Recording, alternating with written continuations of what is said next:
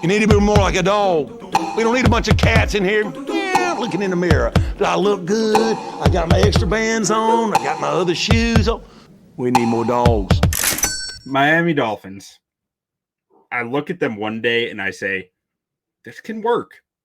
I look at them another day and I go, I don't know if this can work. Like, when you have two wide receivers like Tyreek Hill and Jaylen Waddle, I have to think there's a chance of you being really good on offense when Tua has been so efficient at delivering the football to them.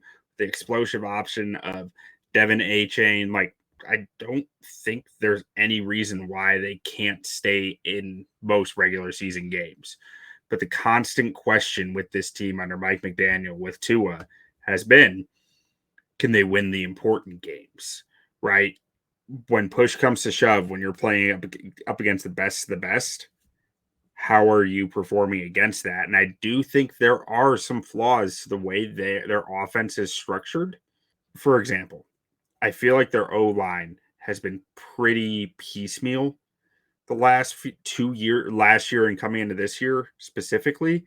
And a big part of that is because you have Tua at quarterback, right? Tua gets the ball out so fast and he processes stuff so quickly that you might not need to invest that much in your O-line to be a playoff caliber team. But when you're playing against the best D lines in the NFL, like you do in the playoffs, I think that comes back to bite you some because that he might not be able to get rid of it so quickly because those defense can take away stuff. And then it's like, okay, now we're having a lot of trouble actually moving the football efficiently. But Jay, what are your initial thoughts on this Miami team? Oh man, seems like they're kind of a ship without a rudder almost at times. It seems like they want to have the identity of running the football, but then it seems like they get away from it too early and start trying to get a little bit too pass heavy, relying on his arm a little bit more than they should. I love Devon Achane. Feel like he needs to touch the ball more. We both loved Jalen Wright last year coming out of Tennessee. I really feel like, especially with McDaniel at the helm, need to do a better job at establishing the run. And maybe you're worried about your offensive line. I don't know what it is. But I think they had a really hard time moving the football on the ground last year because of their offensive line. Yeah. But then when you have Jaylen Waddle and Tyreek Hill opposite of each other, it's also hard to be like, well, we could just throw it to them. Right. It's one of the most perplexing teams in the league this year, I think. Like, because I believe Mike McDaniels can find ways to score points in the regular season, especially with the talent he has here. I believe Mike McDaniel is a run game savant. Like, I think that the way that he designs his run game, he takes advantage of a lot of things that a lot of teams don't necessarily see. But I also think there is a smoke and mirrors quality to it at times that doesn't last in the big moments. Maybe that's the best way to describe this team. A little too cute. Yeah, maybe. I mean, but hey, has there ever been a coach that looked more like Miami than Mike McDaniel? Yeah, no, I mean he fits the vibe for sure. This might be the last run we see if we don't put something together this year, though. Now let's talk about the big thing here. There was a trade that happened. There was a trade. Days ago. Get rid of Johnny Smith. Don't need him. Don't need him. Get rid of Jalen Ramsey. Jalen Ramsey was probably out the door either way. So, and that was weird because he just signed a contract extension last year there. But as I was after signing for pretty cheap originally, as I was digging into that contract extension, it was like, okay, so they signed this knowing they might trade him, basically. Yeah. Right? And he signed this knowing he might get traded. It was like he gave himself opportunities to get out, and they gave themselves opportunities to get him out. And because it was a pretty tradable deal, and a guy of that talent and dollar amount, I don't think usually gets that type of deal where unless he wants it, you know? Yeah.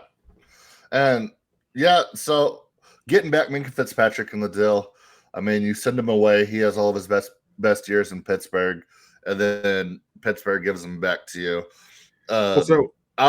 If I'm a betting man, which I am, I tend to think Pittsburgh kind of knows their their player personnel fairly well. We've talked about it before.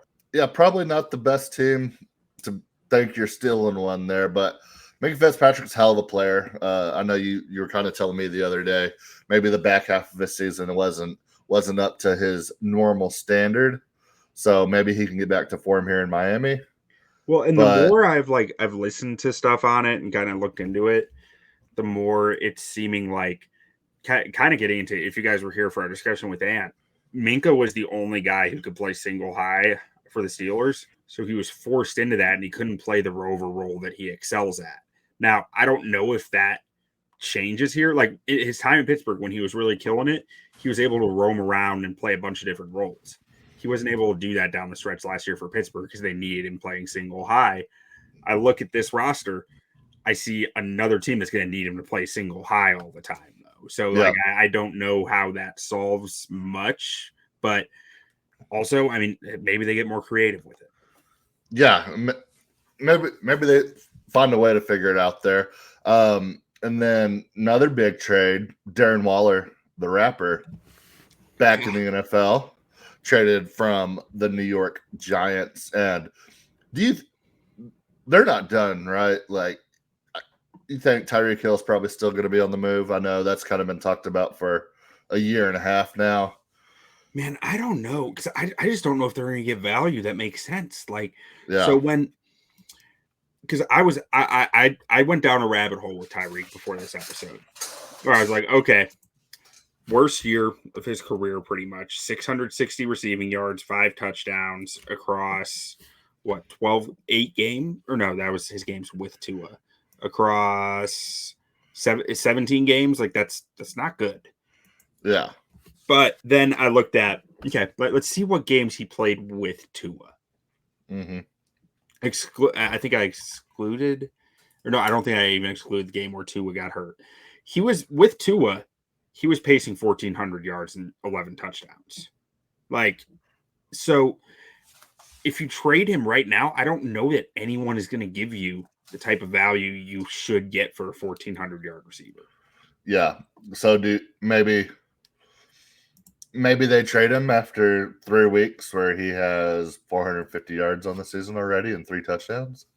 Yeah, maybe. I mean, maybe like I don't know who they're clearing room for unless it's like Eric Izukama. I mean, they signed Nick Westbrook-Ikhine to a decent deal. I have to imagine they're going to use him, right? Yeah, and I mean, he showed some flashes last year at Tennessee. He had that 3-week stretch where it seems like he was getting 176 yards and a touchdown every week on 3 catches, just burning people. So they sure love their speed here on the offense. So, well, and I mean, he's not even, to me, like I see that signing, I go, that's not about his receiver play; it's about his blocking, right? Yeah. Like that's the way I see it. It's like he's there for his run blocking more than anything. That's what's kept him in the league.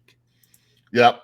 And then, all right. So looking at this roster starting out on the offense, Tua, probably your biggest question mark there with the health and injury history and concussions and everything. I do like the idea of bringing in a guy like Zach Wilson, who very highly talented, maybe never got a true opportunity to succeed in a bad organization before.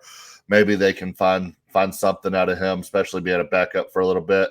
And then I like the addition of Quinn Ewers as well at quarterback, especially if Tua can kind of stay healthy for a while.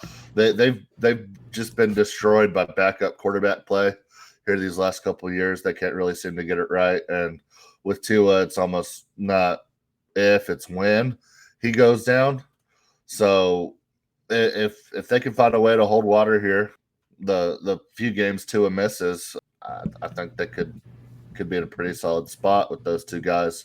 I think between the 2 of them, I think one of them should be able to work out pretty well. Yeah, I love the Quinn Ewers bet for them. I really do. Like if you feel like Mike McDaniels is your guy going forward, which I'm not sure they do feel that way, but if you do, I think Ewers is the perfect developmental project for him. I said all through the draft, like Ewers' arm talent is clear as day, right? Yeah, he's got talent for those. Steve Sarkisian's offenses are just messy. They just are. He's doing a lot of weird stuff. He's doing a lot of stuff that's really requiring a lot of reads of the quarterback, from what I can tell. And like he wasn't good in it. But also, I just question who is good in this. What quarterbacks do look really good in the Steve Sarkisian offense when you're not running it like Georgia did back in the day when it was really just all a bunch of tunnel screens. His quick release is like really feels like a key trigger for this offense if he can get the mental side down. Now Tua is a phenomenal processor. That's how he wins. That plus the quick release. So Ewers, the processor, is the big question. But like, if you believe that's there and it can be coached up to a better that's more like a muscle that needs to be exercised than I guess a ligament that is just not there. Yeah. Like if it's a muscle that you think you can exercise enough, then I really do think Quinn Ewers has a good shot to stick with this team as long as McDaniel is there. Yep, I agree. And like I said, I mean, hopefully they can find some production from the games that Tua misses. All right, then moving on to running back room, bringing in Alexander Mattinson, and then Raheem Mostert out the door. He didn't have the nicest things to say about this organization. Nope, he did not. He did not. He was not happy about it.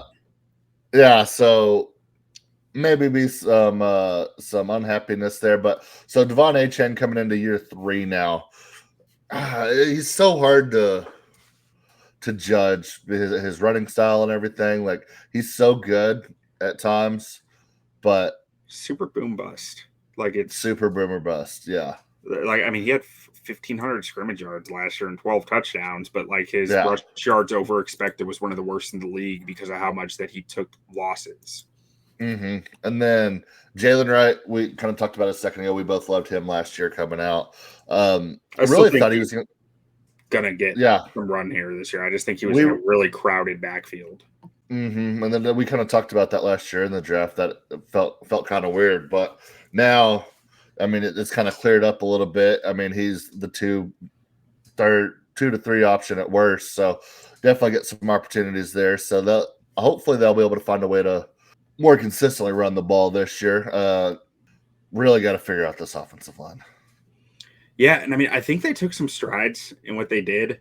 Like, I think that they upgraded both, or at least one of the guard spots. They lost. Oh, what was his name? He went to the Cowboys. He's a Cowboys backup now, but he has actually risen up pretty. Robert Jones. They lost Robert Jones at guard, who I don't think was a world beater, but like that dude could just bully some people. But you bring on James Daniels, who's recovering from an injury. James Daniels has been a rock solid player in this league.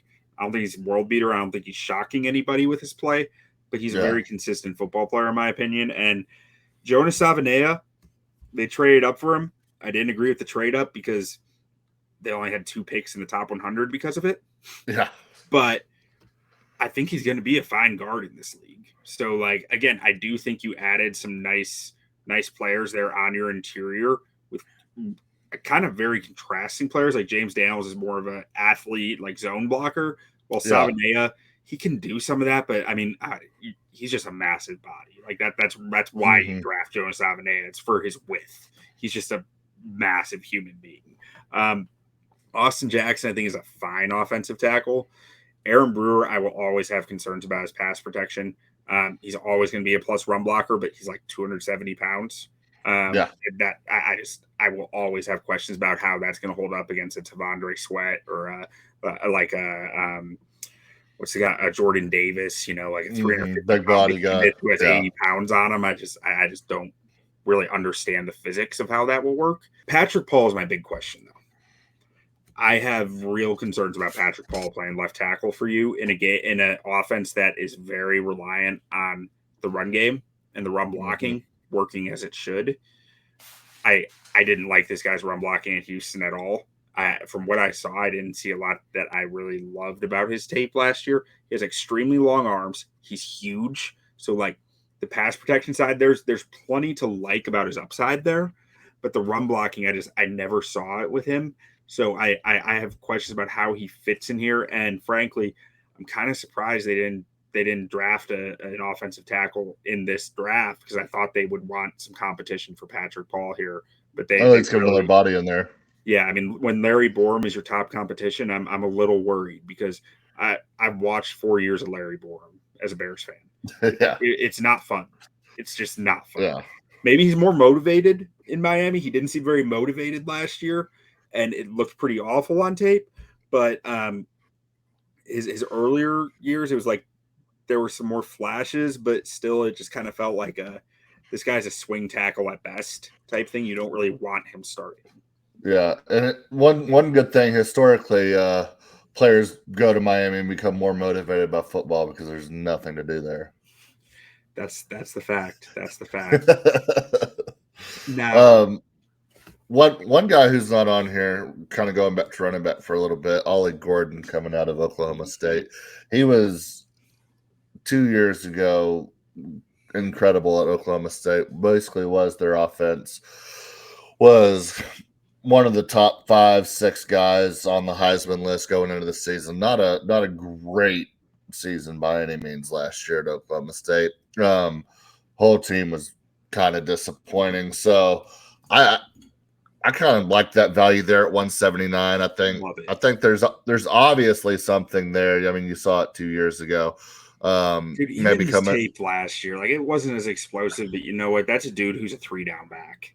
He can pass block, absolute he can catch the workhorse. rock, he can run routes, and he can plow through a linebacker. Like I'm watching his tape this past year, and I'm like, why is this guy not a top 100 pick? I know he had the DUI, but like I know his efficiency was down last year. That offense was a mess. If you watch Oklahoma State, he was the offense. All over the place. I think he was a steal at 179, and it would not shock me if at some point this year, even if it's just for like a 3 or 4 game stretch, he just goes crazy for this offense. Like he's just the steady meter of like, we just need someone who can gain consistent yards because Achane and Wright are so boom bust with their runs. Yep. So that's one thing to be excited if you're a Miami fan. And then also, I mean, it's always exciting when you have Jaylen Waddle and Tyreek Hill opposite of each other. Bringing in Nick Westbrook Achane, like you talked about. And Malik Washington's a really fun football player, too. He is really dangerous with the ball in his hands. And his brother Taj there with him. Yeah. Always about the brothers, you know. Always about the brothers. So, yeah, I mean, we know this offense is a lot of fun. We know Mike McDaniel is going to do some fun things, but we really need to find a way to be consistent, whether it's consistent in the run game, consistent in the pass game, find some health. And that's kind of like what you were talking about with the offensive line. How do you not go get somebody else to compete out there, put some pressure on some of these guys and have a true competition, especially when you have an undersized quarterback who has concussion issues.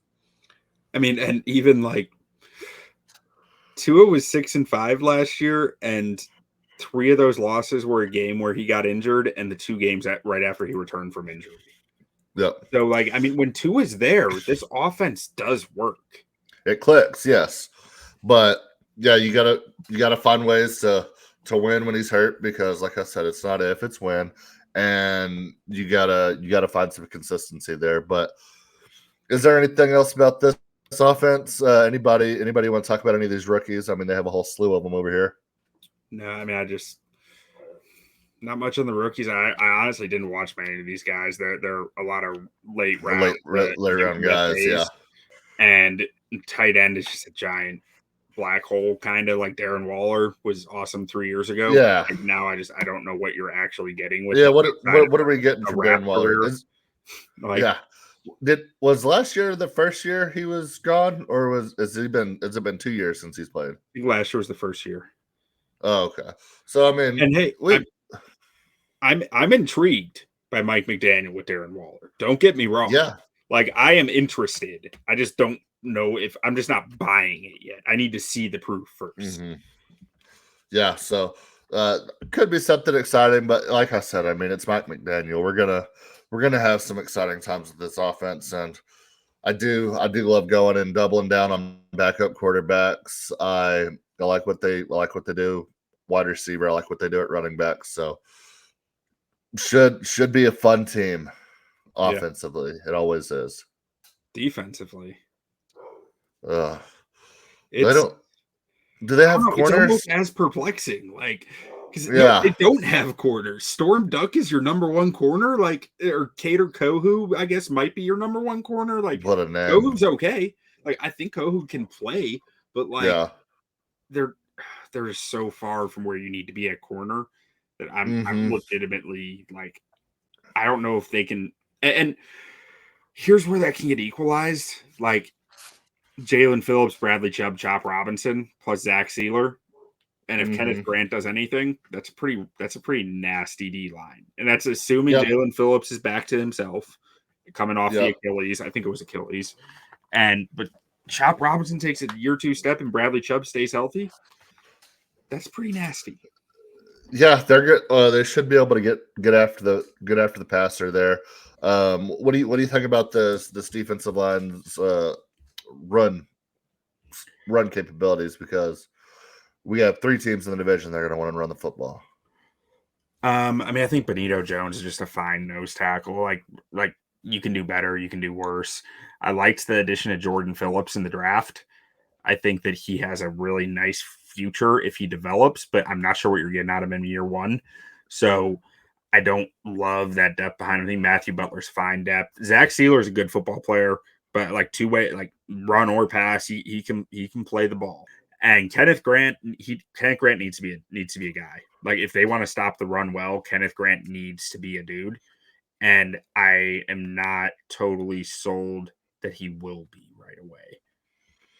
Yeah. So go to linebackers. Jordan Brooks, Texas Tech legend. Dog. Hey, he can play the run great. He is is just a bullet down. High volume tackler, doesn't miss a whole lot of tackles. So, yeah, I mean, I like this defensive line. I think the linebackers are fine. It's going to be this defensive back room that really concerns me. And Minkah Fitzpatrick, he's been an all-pro in this league. He's fantastic. He started his time in Miami. But you were kind of talking about it when we first started, being that single high safety. That's not really where he's excelled historically. And it seems like it's going to be the role he's going to play here too. Yeah, I think he can do it well. I just don't think it's where it's not his strength. Value is maximized, Yeah. Because I think he's as good as any single high safety you're finding out there, outside of like the true center field ball hawks. I'm just not sure that that's what he is. I think he's better when you move him around all over the formation or all over the personnel package. Now, Artie Burns, I'm kind of confused. So he did play a decent amount in the slot 2 years ago. He has 280 career snaps in the slot. And I'm really concerned about him being your slot corner. Like, slot is so different from the outside, because in the outside, you have the sideline as a boundary, right? Like, you have the sideline is essentially a defender. The player can't get further than that. In the slot, you need to be physically and mentally ready to go either direction, especially when you're pressed up. That's really difficult. Like, and I'm just not sure Artie Burns is the guy you want here. And so if this is correct, as Artie Burns is your nickel, that's a big red flag to me. If it's incorrect and it's Kendall Sheffield or Jason Marshall Jr. or Cam Smith or Cater Kohu, I thought had been a pretty good slot at times. But so maybe that's what we're going to see here when they're in nickel. Cater Kohu's going to kick inside to the slot and Artie Burns will be your outside. Yeah, because Artie Burns played outside whenever he was in Pittsburgh, didn't he? He's really only played outside. He played a little inside with Seattle, but like he only played 200 snaps that entire year. So that's got to be what's happening. Cater Kohu's going to have to be your nickel. He has played almost exclusively nickel in his career, so that's a mistype on the depth chart. Thank you, our lads and ESPN, for leading me astray. But anyways. At safety, Melifanu, I don't know if he can do much split safety, single high stuff. So yeah, Minkah's your guy as your deep center fielder when you're running single high stuff, and I think he'll eat when they're in too high. Like, I think Minkah can eat too high. Yeah, I agree. So looking at this team going forward this season, we have Bills, who we both consider top 3 team in the AFC. I think most people would. You have, in my opinion, a team on the rise in the New England Patriots, and then you have the Jets, who are the Jets. So looking at this Miami team in this division, you have 8.5 win total at plus 155 on the over, minus 180 on the under, playoffs at plus 210, division 7-1, Super Bowl 75-1. If everything goes right for this team or everything goes wrong, I could see this team bottoming out at 3-14, and I could see this team playing to the best it can be, going about 11 and I think 11-6, 12-5 is what we're looking at if everything goes right here. So what are you thinking on these futures? If the plus money was on the unders and the nose, I'd be betting that, but it's not. The plus money's on the over in the playoffs. So I'm taking over 8.5 at plus 155, and I'm taking playoffs at plus 210 because they have the firepower to do it. Yeah. If it was flips, though, I'd be taking the unders. I'm just chasing the plus money at this point with them.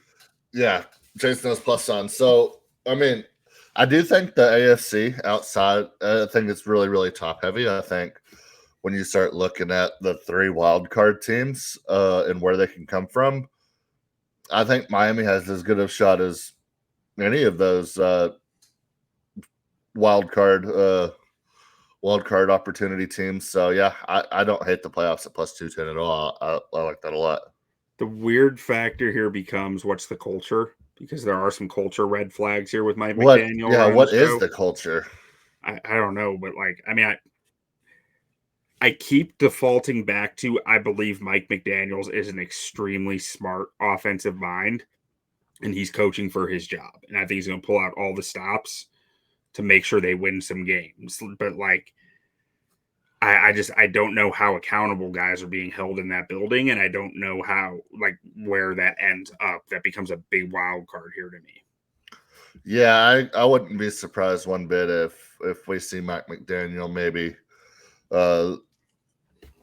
move on after this year, go back to being an OC or something somewhere, have a lot of success and maybe have a better